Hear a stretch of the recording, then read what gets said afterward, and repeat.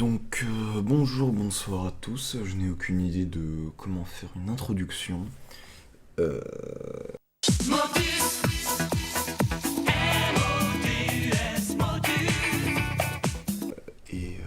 nous allons commencer à lire les propositions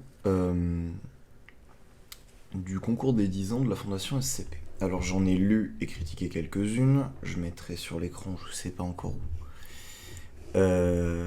Si j'ai critiqué ou pas l'idée, le rapport avant la production est lu avant ou pas déjà ce rapport. Comme ça vous saurez tout de mon expérience passée avec le produit fini. Et on va tout de suite revoir rapidement quelles étaient les modalités du concours. Alors, c'était pas très compliqué.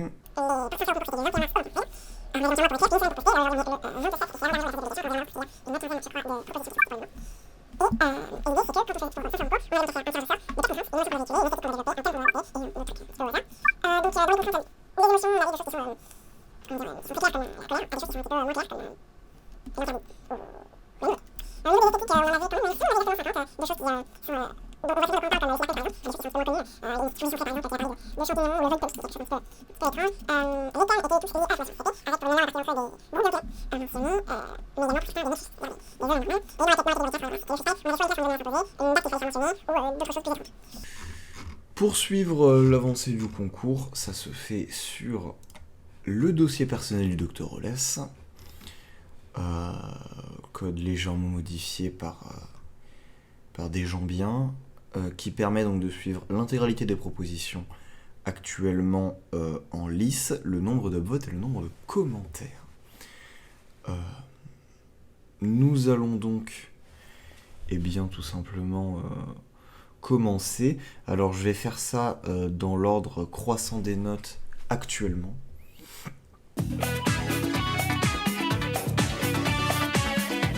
A few moments later. Bon, du coup, on se retrouve devant SCP-500FR bleu de cobalt, proposition de Aloued, publiée le 26 avril. On a quelques photos, rien de plus. On ira voir le commentaire après. Je vais pas regarder quelles étaient les contraintes, on regardera ça à la fin. Et on est déjà sur une proposition concours, ma foi, un petit peu étonnante. On est sur un formatage qui n'est pas conventionnel. Après, le concours est pour gagner le titre de SCP-500FR, qui est évidemment un chiffre un nombre un petit peu spécial. Pourquoi pas. Nous sommes au 5-8. Bon. Moi, la seule instance que je connais au 5-8, c'est la victime de Clay dans la division antimémétique, dont il faut qu'on parle de SCP-055. Je sais pas s'il y aura une référence. Donc, objet numéro SCP-500FR, niveau de menace rouge. Certes. Classe Euclide. Ah, d'accord, donc on est sur un truc pas très difficile à confiner, qui demande quand même un petit peu de taf, mais qui est très dangereux. Un échantillon de 10 grammes de SCP-500FR doit être conservé au site Guimel, site météorologique, dans un conteneur en fer hermétique, renforcé par des protections alchimiques et maintenu à moins 220 degrés Celsius, lui-même placé à l'intérieur d'un conteneur hermétique cubique de 1 mètre de côté, et pourvu de lampes UV de 500 watts chacune sur sa face interne. Ok. L'autorisation d'au moins un membre du personnel de niveau d'accréditation 5 et 3 membres du personnel de niveau d'accréditation 4/500FR est nécessaire pour mener des tests sur SCP-500FR. Ça fait beaucoup. Là, ça fait beaucoup. Je sais pas trop à quoi Enfin, on s'attend quand même à une sacrée dinguerie. La manipulation de SCP-500FR doit impérativement se faire en employant des contenants hermétiques et des combinaisons hazmat. Oui, ouais, ça n'a rien de logique, ça a l'air d'être... On voit ici un bout de poudre, ça a l'air d'être une substance. Tous les membres du personnel doivent être munis d'une lampe UV à large champ en cas de détection d'une concentration de SCP-500FR supérieure à 10 nanogrammes par mètre cube, 8,3 particules. PPT, c'est... TPPT. C'est parti par billion. Ok. Je veux bien vous croire. Dans l'air, le protocole COSTAB doit immédiatement être mis en œuvre afin de neutraliser SCP-500FR et ses effets. Tous les agents à l'œuvre dans et aux alentours de la zone contaminée doivent porter à minima un masque à cartouche et préférentiellement une combinaison hazmat.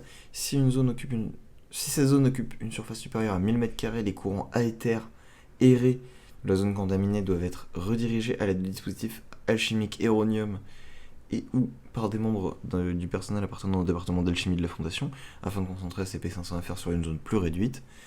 La zone contaminée doit être illuminée à l'aide de lampes UV. Cette illumination doit continuer jusqu'à l'élimination totale de SCP-500FR dans la zone.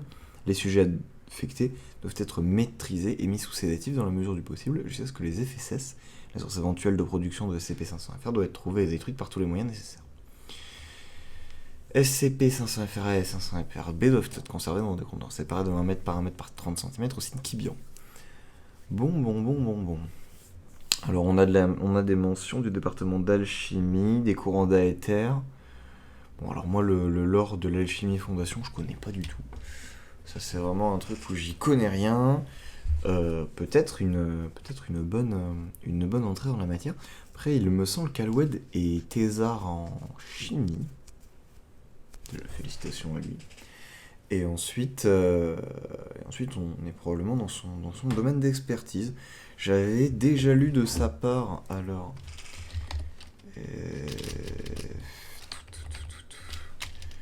A few moments later. Donc, je disais, j'ai déjà lu de lui SCP-476FR qui parlait de chimie et qui s'amusait un petit peu avec des molécules. C'était rigolo et c'était assez...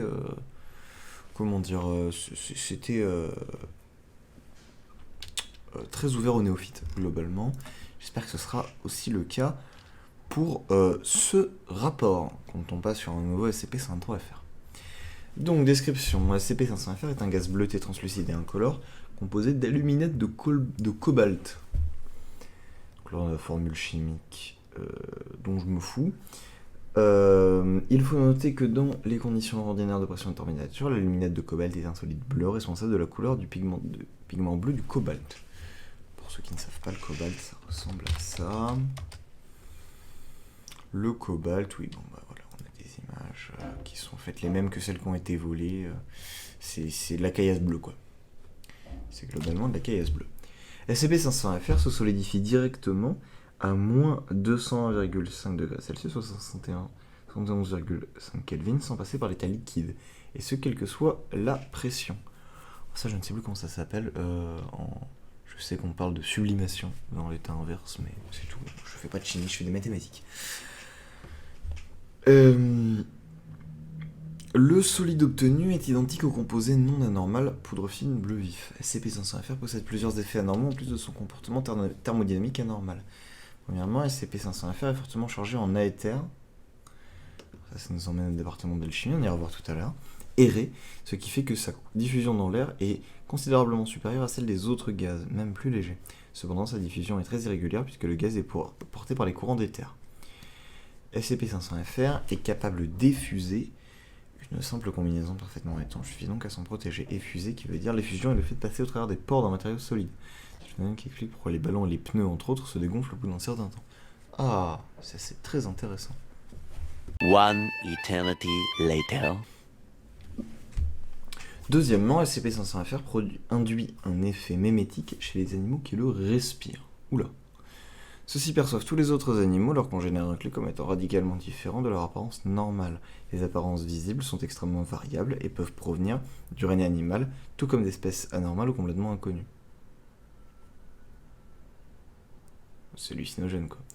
La seule constante est que les apparences perçues ne sont pas celles des espèces réelles d'un animal. Un humain soumis à l'effet de SCP-500FR ne verra jamais un autre humain sous forme humaine, même anormale. Qu'elle garde une taille proche de l'apparence réelle de la normale, une souris ne sera jamais perçue comme une baleine bleue, par exemple. Ah oui, c'est vrai que la différence est quand même un petit peu élevée. Les apparences sont propres à chaque individu, et chacun percevra les animaux d'une façon différente. Cet effet concerne aussi l'audition. Le sujet affecté entendra... Oulala.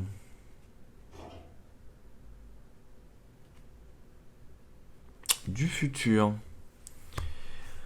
Donc le sujet affecté entend toutes les tentatives de communiquer avec lui comme des cris d'animaux plus ou moins déformés, cependant qu'un effet magnétique ne se produit lors d'une observation indirecte ou sur des cartographies ou par des photographies ou par l'intermédiaire d'une caméra. Excusez-moi.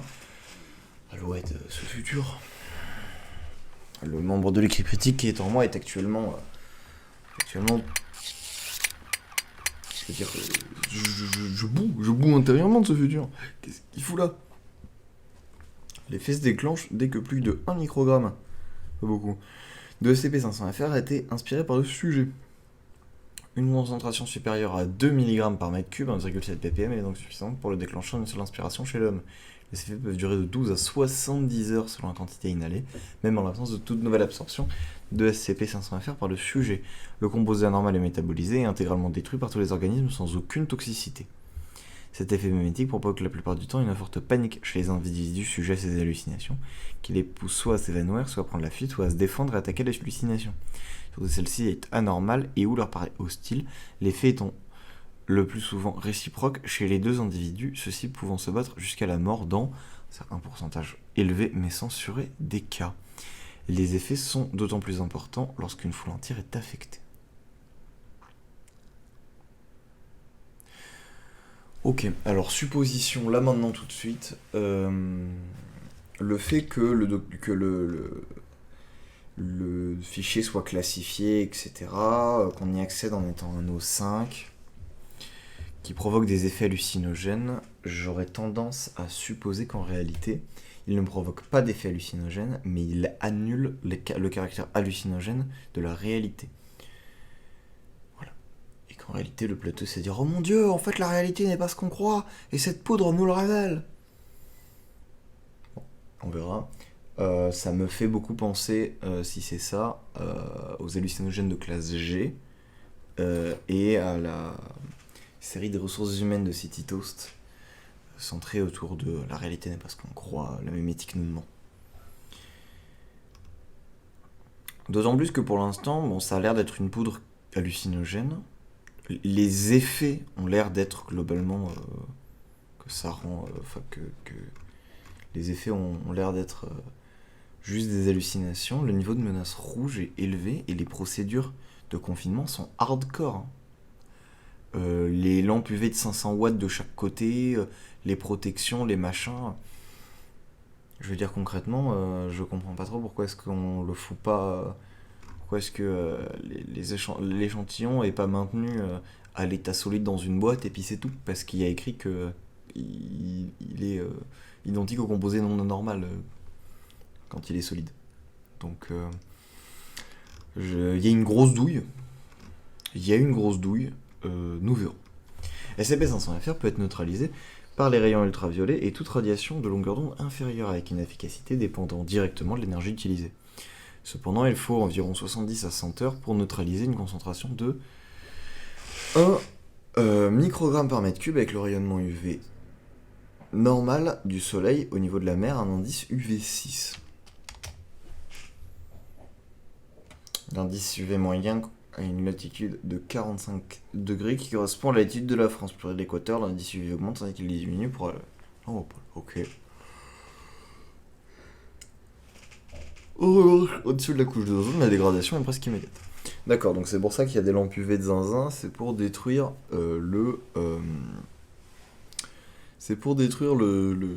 les gaz qui s'échapperaient. Ce que je comprends pas par contre, c'est pourquoi est-ce que ça n'a pas d'effet sur le solide. Enfin, si SCP-500-FR est neutralisé par des rayonnements ultraviolets, je veux dire, a priori, j'aurais tendance à penser que la poudre solide subit la même dégradation. En fait.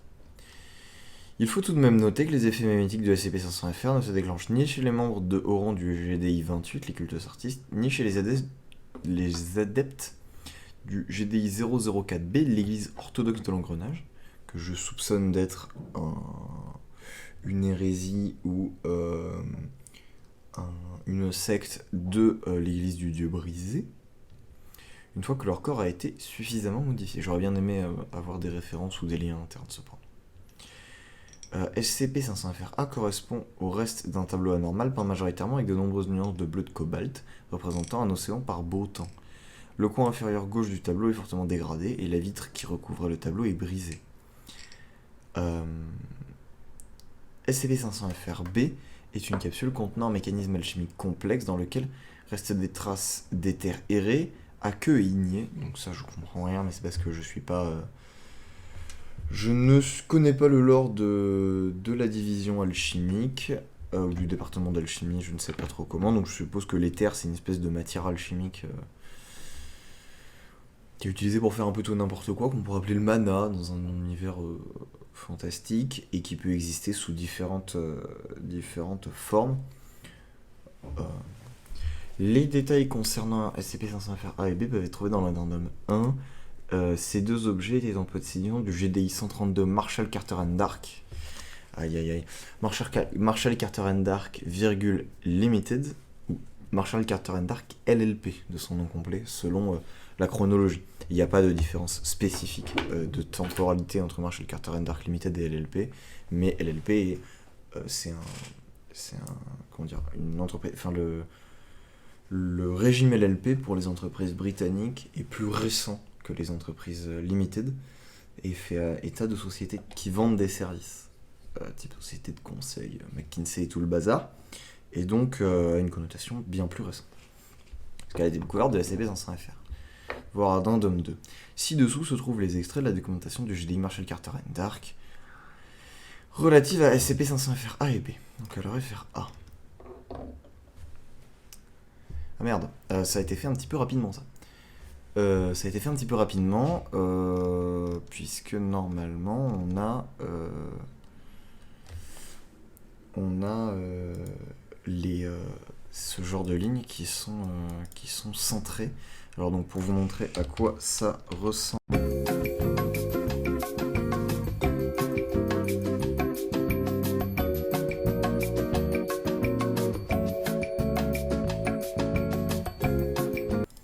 Acquisition récente, on va prendre le puits d'Adrien par exemple, voilà.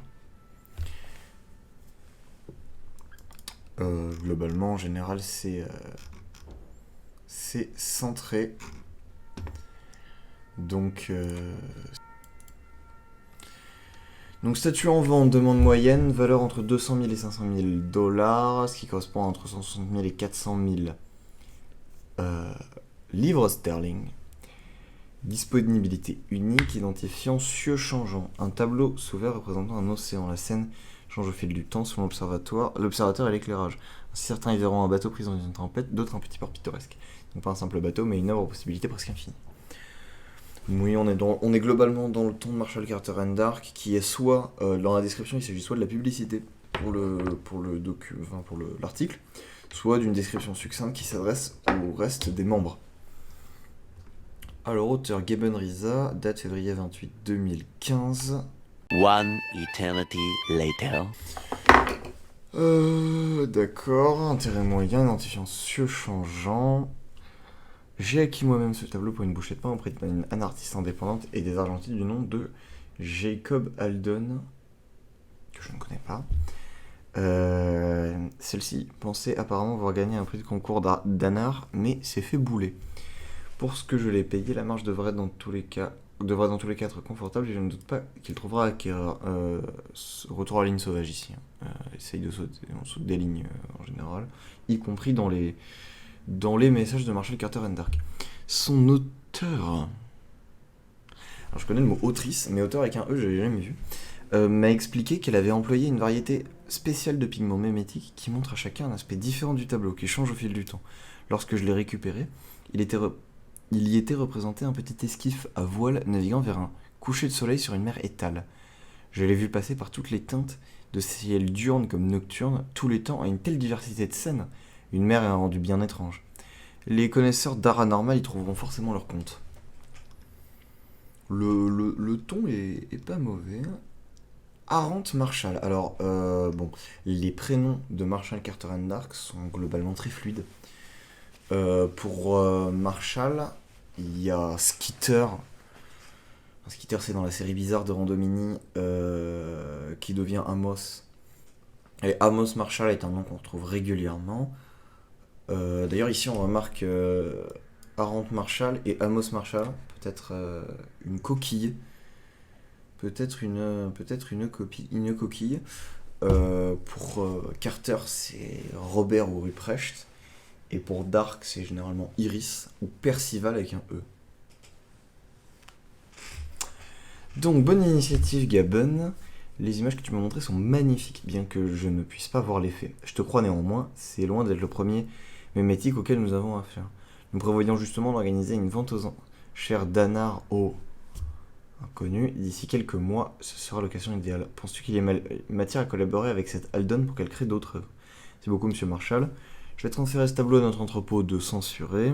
Quant à votre requête, malheureusement, j'ai perdu tout contact avec un artiste. J'avais pourtant laissé un mouchoir sur elle et mis sur le coup à nos agents pour le prendre en filoture. Pour l'apprendre, non?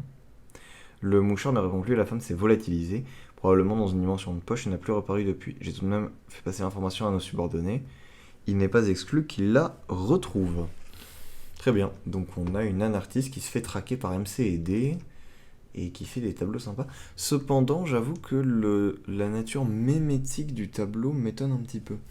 En effet, la mémétique, enfin, en tout cas moi de ce que j'en comprends, porte sur des idées anormales.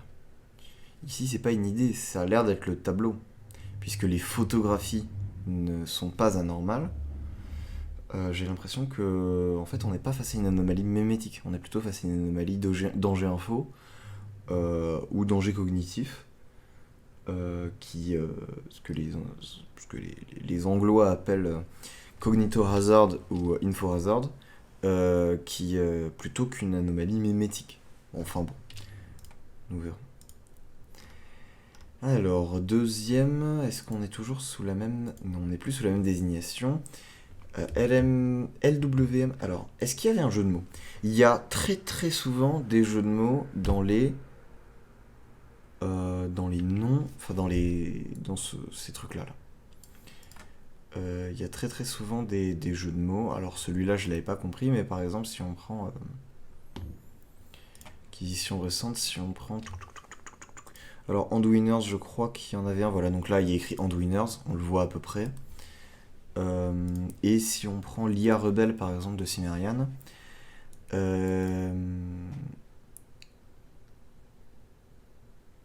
je sais que ça, c'est un anagramme de Never Gonna Give You Up, quelque chose comme ça. Puisque c'est un rickroll. Je vous laisserai le regarder. Pour être très exact, alors... On va aller chez les Anglish. Putain, ce thème. Discussion. Hop. Voilà. Tac, tac, tac. Si tu prends voilà. Donc Rogue AI et qu'on enlève les chiffres, ça fait. C'est un anagramme de Never Gonna Give You Up. Puisque c'est un rickroll. Donc là, je suis pas sûr qu'il y ait un jeu de mots particulier. J'aurais bien aimé qu'il y en ait un, mais c'est pas bien grave. Statut alloué. Demande moyenne toujours. Valeur 105 $ ou 41 livres sterling l'unité par jour. Putain de merde. Inventaire actuel 5 identifiants contrôle temps alchimique. Ces petites capsules d'un demi-mètre de hauteur. Grosse capsule. Quand je pensais à une capsule, je pensais à une capsule, la capsule corp, mais... permettent de régler la température, l'humidité et même la pluviométrie dans un rayon de 100 mètres. Idéal pour s'assurer d'avoir un beau temps pour vos réceptions en plein air. Cela est assuré par un savant mécanisme, bien que son réglage soit enfantin. Donc là, on est sur une description de type publicité, qui s'adresse au client. Rapport initial de Ricardo Inestera. 4 décembre 2006. On est 10 ans avant, enfin on est 9 ans avant le tableau. Étonnant que celui-ci soit en SCP-FRB, mais pourquoi pas. Intérêt moyen, identifiant contrôle temps alchimique. Un individu préférant garder la Luna va contacter au sujet de ces capsules. Il m'a expliqué qu'il les avait trouvées dans les affaires d'un parent décédé récemment. Je ne sais pas pourquoi il tenait à s'en débarrasser, mais elle serait bien partie sans signer la paperasse de transfert de propriété. Apparemment, elle fonctionne grâce à un mécanisme alchimique. Qui sait ce qu'il pouvait bien vouloir dire par là? Il serait intéressant de pouvoir reproduire leur mécanisme, mais nous n'en avons que 5 et je ne prendrai pas le risque d'en détériorer une. Qui plus est si elle repose sur une technologie anormale que nous ne connaissons pas. Je vais tout de même demander à en faire examiner une par des méthodes non destructrices. En tout cas, elles peuvent garder une bonne température et une hygrométrie constante. Elles peuvent garder le temps désiré, une température constante et une hygrométrie constante le temps désiré. Ah, pendant le temps désiré, d'accord, tant qu'elles sont alimentées en électricité. Je pense qu'il manque un mot, fin de la phrase n'était pas clair. Il leur faut une sacrée puissance d'ailleurs. Il faudra prévoir une source constante de courant pour les louer, surtout pour un temps prolongé. Oui, bah, c'est aider. Vous vous débrouillez, vous trouvez des batteries. Je sais pas, ça se. Globalement, ça se trouve.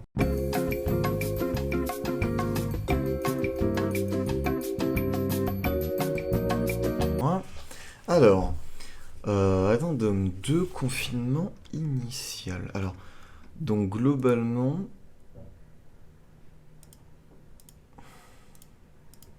j'ai du mal. SCP-500FR-A, donc qui est un tableau peint avec des nuances de bleu de cobalt, on suppose que donc SCP-500FR est utilisé pour le peindre.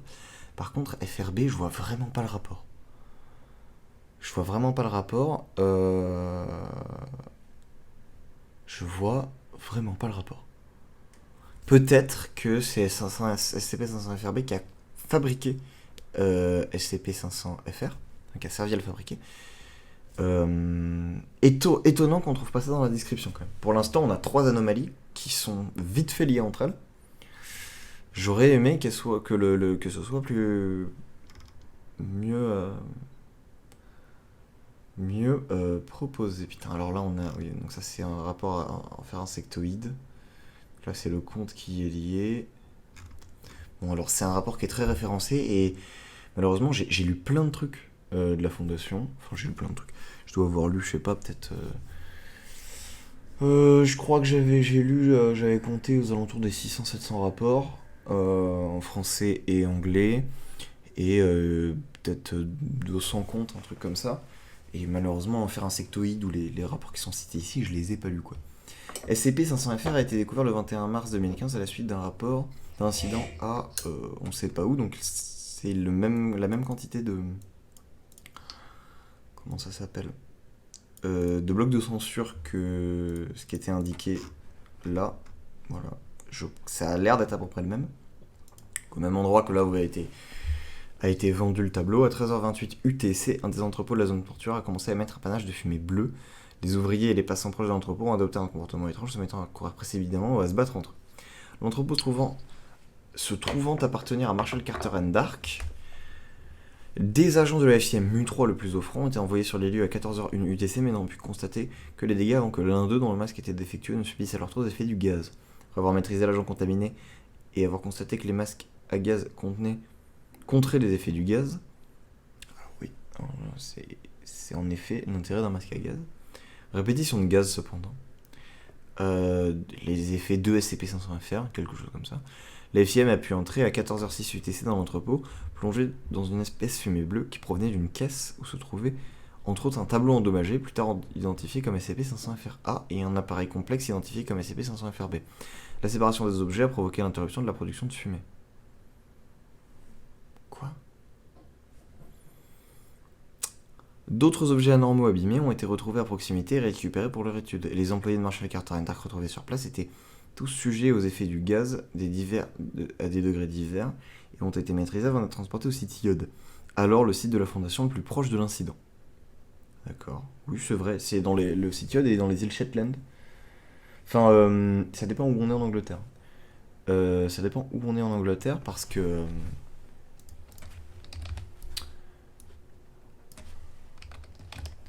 Héroles Smer. Voilà. Donc, carte des sites de la fondation. Selon où on est en Angleterre, on va avoir la zone même qui est plus proche. On va avoir l'ancien site NUN, donc qui est détruit, qui va être plus proche. On va avoir un site HE ici. On a plusieurs sites HE qui sont présents en France. Les îles Shetland, c'est quand même là-bas. Hein. Donc si on est en Écosse, ça va. Et en plus, il y a le site 91 au Royaume-Uni. Ça, c'est un site allemand. Faut pas faire attention. Typiquement, si on est genre dans le sud dans l'Angleterre ou quoi, on était plus proche.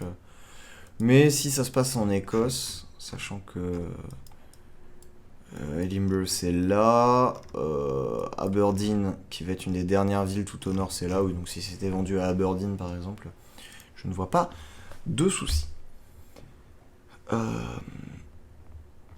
La zone portuaire a été interdite d'accès pendant 4 jours sous couvert d'un incendie dans l'entrepôt et des amnésiques ont été administrées aux civils affectés. Les recherches ont permis de mettre en évidence les effets anormaux du gaz qui a été classé sous la désignation SCP-500-FR le 28 mars 2015. L'investigation a permis de remonter à une source de pigments anormaux, dont le pigment de bleu de cobalt ayant servi à la création de SCP-500-FR-A. Un procédé de fabrication sans danger de SCP-500-FR a pu être mis en place pour les tests. En revanche, aucune information supplémentaire au sujet de SCP-500-FRB n'a pu être obtenue. Les signatures éthériques des composants et des mécanismes alchimiques ne correspondent à aucun alchimiste connu de la Fondation.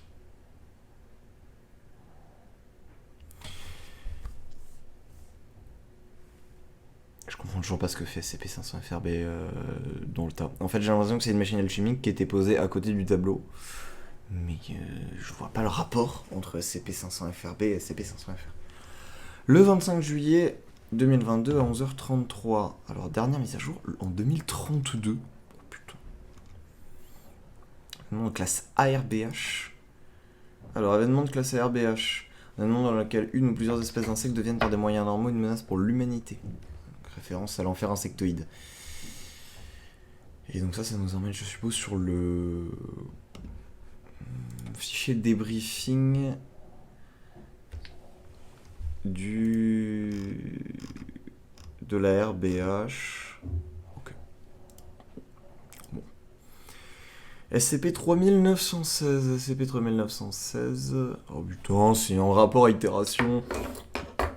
Je crois que c'est l'espèce de... Voilà, c'est l'espèce de criquet qui est responsable de l'enfer insectoïde du concours. C'était le concours des scénarios de fin du monde, dans lequel il y avait ça.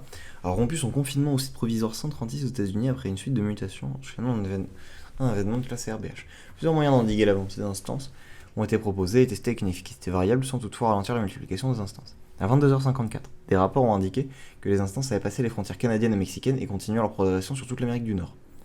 Le 26 juillet à 10h04, l'équipe de recherche de SCP-500-FR a proposé d'utiliser SCP-500-FR, répétition, après avoir observé que le gaz était particulièrement efficace sur les instances de SCP-3916, les menant à se dévorer les unes les autres sans se multiplier qu'un taux de létalité de l'ordre de 98%. Ah quand même. La proposition a immédiatement été approuvée par le Conseil O5 qui a mis en œuvre tous les moyens possibles pour produire SCP-500-FR en masse et l'utiliser en complément des autres mesures, notamment les tirs de missiles antiaériens et le détournement des flux d'éther de l'atmosphère.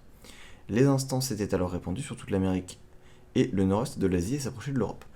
À partir du matin du 27 juillet, SCP-500-FR a été massivement diffusé sur le nord-ouest de l'Europe et le nord-est de l'Asie, sur une ligne allant de l'Espagne au Japon en passant par le nord de la Russie.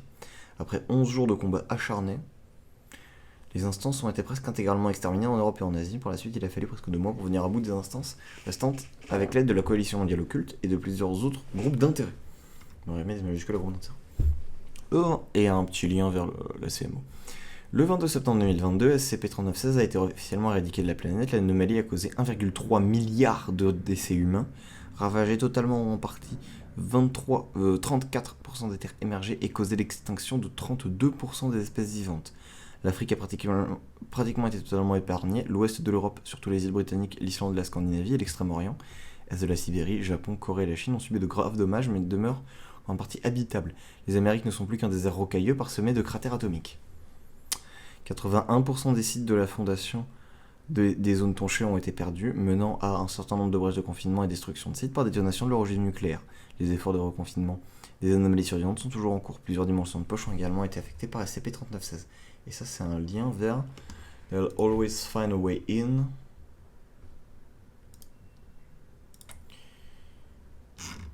Qui est lié à l'enfer insectoïde. Ok. Plus de détails peuvent être trouvés dans le dossier relatif à cet événement. Et donc ça, c'est le compte qui est lié au rapport. Aïe aïe aïe. Bon, alors. Je vais lire le compte. Est-ce qu'il est long? Calme après la tempête. Non, il est pas loin. Bon, quel problème. Je pense que le GDI était Marshall Carter and Dark. Il est utilisé bizarrement. Globalement, en fait, les anomalies appartenaient à MCD et leur place au sein du rapport est un peu chelou. Notamment, j'aurais aimé que leur place au sein du rapport explicite peut-être un petit peu plus. En fait, les capsules en question, c'est des capsules qui servaient à modifier la météo.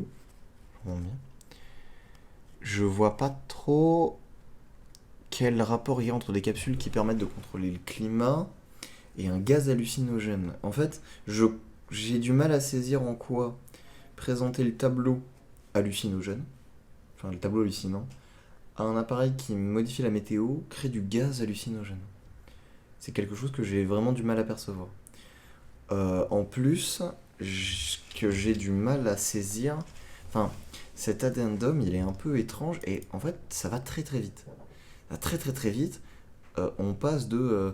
en fait, on a un scénario de fin du monde qui est présenté. La réponse est d'utiliser ce gaz hallucinogène.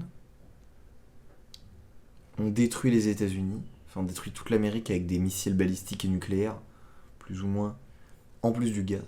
Je vois pas trop pourquoi utiliser des missiles contre les insectes. J'avoue que là, on est vraiment dans des choses que je comprends pas trop.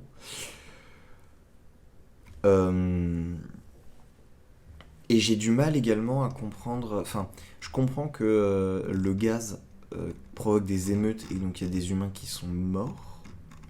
Mais je sais pas, c'est bizarre. En fait, je trouve que ça va vraiment très très vite. Et je comprends toujours pas... En fait, je comprends pas pourquoi est-ce que il faut un tel niveau d'accréditation pour manipuler l'anomalie. J'ai l'impression qu'on nous cache quelque chose. Et malheureusement, la réponse elle est dans un compte qui est pas lié au rapport, enfin qui est lié au rapport mais qui est pas dans le rapport. Ça me pose problème. Je vais vérifier les contraintes. Je pense avoir deviné que c'était. Je regarde pas. Alors j'ai Marshall Carter and Dark. Je pense qu'on est sur une esthétique post-apo. Et en termes de date, il doit y avoir. Ça doit être genre. Ouais, voilà. Ok. Donc Psychose post-apocalyptique, Marshall Carter and Dark 2015. Donc le 2015 il est présent. Marshall Carter and Dark qui sont présents d'une manière bizarre. J'aurais aimé qu'on comprenne au travers de MCD pourquoi ce mélange d'anomalies fait ça. La psychose, je peux comprendre. L'émotion de la psychose, moi j'ai pas. Enfin, après, la psychose c'est une émotion. L'émotion.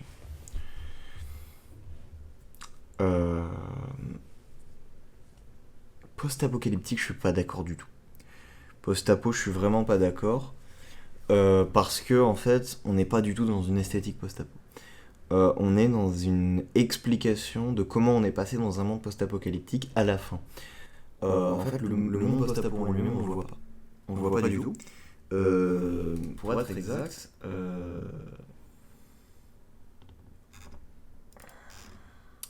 va se connecter. Voilà. On a ces deux paragraphes qui sont post-apocalyptiques. On a ces deux paragraphes qui nous dépeignent un monde post-apo en plus de la manière la plus froide et inesthétique du monde. Le truc des esthétiques, c'est que souvent ça se dégage beaucoup dans les addendums. En effet, l'esthétique d'un rapport, malheureusement, elle peut pas se faire avec le texte blanc standard. Là, on a une image qui est très cool. On aurait pu avoir plus d'images, en fait. Je ne sais pas, un carnet de photographie, par exemple, qui aurait été réalisé avec des montages qui sont... avec des montages présentés. De plus, le caractère hallucinogène de l'anomalie, j'essaie... Enfin, je pourrais y voir une référence à Mutant Year Zero. Si vous connaissez pas Mutant Year Zero. Mutant Year Zero, alors il y a un jeu typique XCOM qui est sorti. C'est un jeu de rôle à l'origine, dans lequel il y a eu une apocalypse, etc. Et en fait, les gens ont muté. Et donc on a un monsieur sanglier, un monsieur canard. Là, quelqu'un qui est un peu en pierre. J'avais joué à ce jeu, c'était plutôt sympa. Le canard et le sanglier. C'était plutôt sympa. Le truc, c'est que le caractère hallucinogène de l'anomalie est pas du tout utilisé de manière post-apocalyptique. En fait, il y a beaucoup de build-up pour rien, quoi. Je comprends pas pourquoi. Enfin, les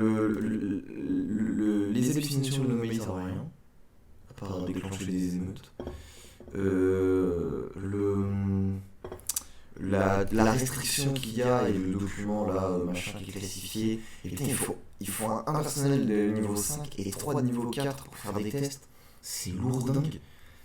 On dirait qu'on nous cache un peu un truc, tu vois. Bon, lisons ça vite fait. Mais.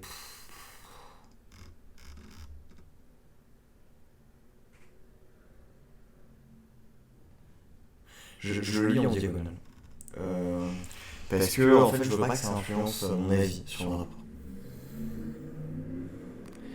Tiens, je les fréquences. Tac, la catastrophe, une pire échec. 11G. Capitement de la radio, ici, 14, moi, c'est.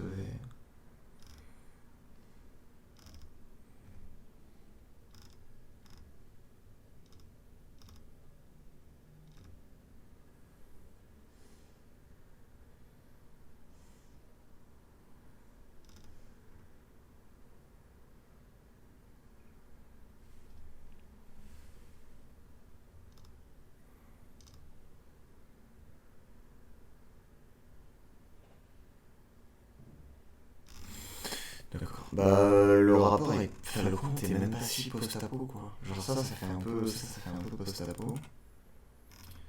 Mais ça pas du tout. Qu'est-ce que tu me mets en commentaire? Il y a bleu de cobalt. En effet, il est un peu rushé. C'est un peu rushé, c'est un peu speed comme truc. Ce sera un no vote pour moi pour le moment. Je suis presque à down. Parce que le rapport est pas mauvais en soi. Simplement, il est gâché. Et les contraintes, pour moi, sont pas respectées. La psychose, je la vois pas vraiment. Marshall Carter et Dark sont pas exploités à leur potentiel. Et l'esthétique post-apo est pas présente. Donc pour l'instant, ce sera un down. Ce sera un no vote et j'hésite à down. Mais je down rien en général. Donc on verra. Bien. Eh bien, ça fait une première vidéo. Je vais passer à la suite. Bisous.